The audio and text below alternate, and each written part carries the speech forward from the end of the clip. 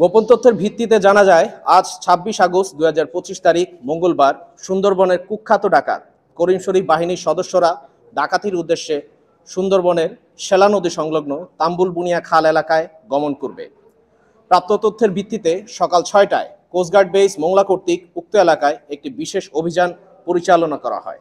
এ সময় কোস্টগার্ডের উপস্থিতি টের পেয়ে ডাকাতরা পালানোর চেষ্টা করে। পরবর্তীতে কোস্টগার্ড আভিযানিক দল ধাওয়া করে একটি ১ নলা বন্দুক, ২ রাউন্ড তাজা কার্তুজ এবং ৬ রাউন্ড ফাঁকা কার্তুজ সহ সুন্দরবনের কুখ্যাত ডাকাত করিম শরীফ বাহিনীর এক সহযোগীকে আটক করে।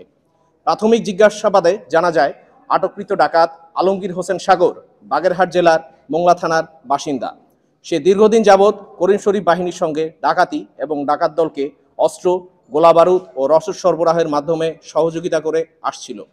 আটককৃত ডাকাত ও জব্দকৃত আলামতের পরবর্তী আইনানুগ ব্যবস্থা গ্রহণের কার্যক্রম প্রক্রিয়াধীন রয়েছে। সুন্দরবনকে দস্যুমুক্ত করতে কোস্টগার্ড ভবিষ্যতেও এ ধরনের অভিযান অব্যাহত রাখবে।